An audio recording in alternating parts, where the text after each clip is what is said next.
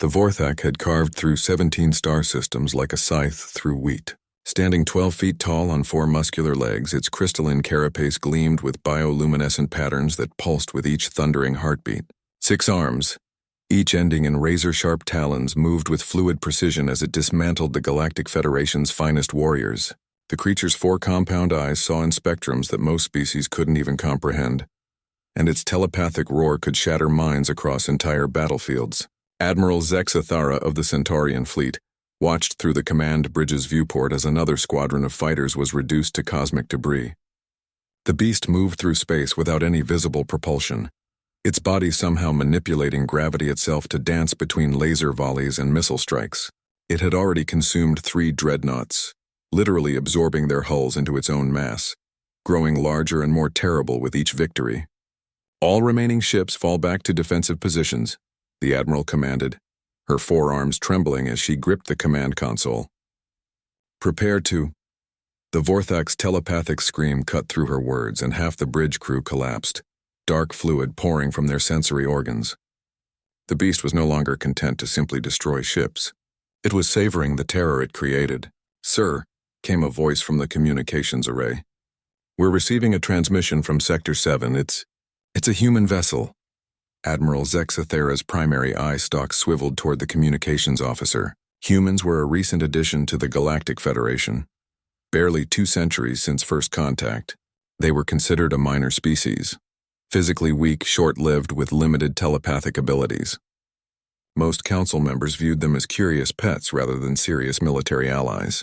"Put it through," she ordered, desperate for any distraction from the carnage outside. The holographic display flickered to life, revealing a human male in a simple blue uniform. He appeared to be in his 30s by human standards, with brown hair and calm green eyes. Behind him, Zexathara could see what looked like a converted cargo vessel, hardly military grade.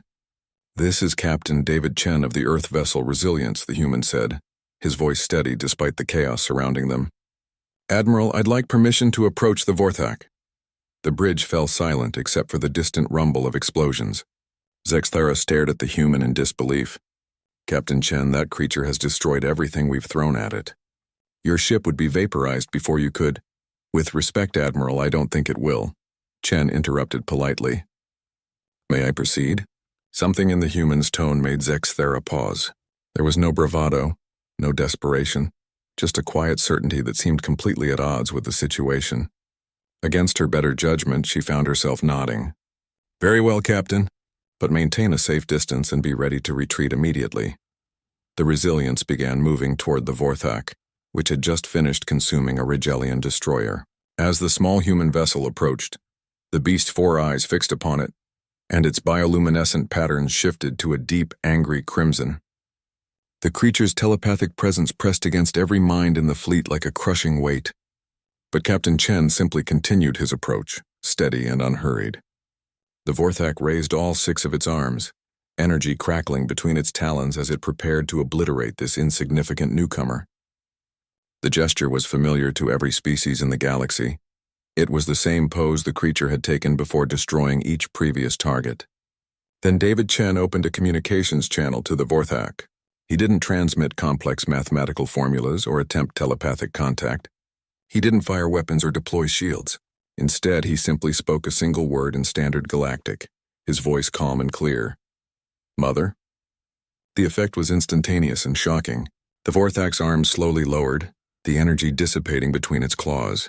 Its bioluminescent patterns shifted from angry red to a soft, pulsing blue-green, colors that Federation xenobiologists would later identify as expressions of surprise and longing. The massive creature ceased all movement, floating motionless in space as it stared at the tiny human vessel. "Captain?" Admiral Zexathara whispered over the comm, afraid to speak too loudly. "What did you just do?" Chen's response was quiet, almost sad. "We studied the recordings of every encounter with the Vorthak, Admiral.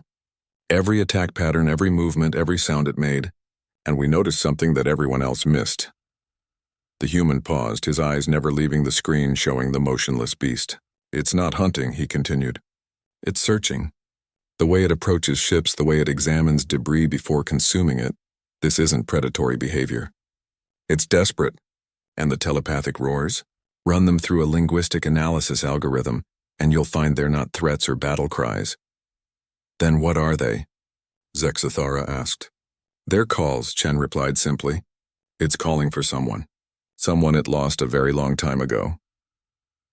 As if in response to his words, the Vorthak began to emit a different sound, softer, almost musical. The telepathic pressure that had been crushing minds across the fleet transformed into something else entirely. Suddenly, every being in the area could feel it, an overwhelming sense of loss, of loneliness so profound it seemed to echo across the stars.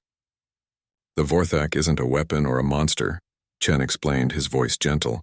It's a child that's been alone for so long it forgot what it was looking for but never stopped searching. The creature began to move again, but this time slowly, almost hesitantly. It approached the Resilience with careful, deliberate movements, its massive form somehow managing to convey a sense of fragile hope. Captain, Admiral Zexathara said urgently, it's still extremely dangerous. Even if your theory is correct, I know, Chen replied. But sometimes, Admiral, the most dangerous thing in the universe is something that's given up hope. And sometimes the most powerful weapon we have is simply acknowledging that something's pain matters. The Vorthak reached out with one enormous arm, gently touching the hull of the human ship. For a moment, the galaxy held its breath. Then, for the first time in 17 systems, the beast that had slaughtered armies was still, not because it had been defeated, but because someone had finally recognized what it truly was. A lost child who had forgotten its own name but remembered somewhere deep inside the sound of coming home.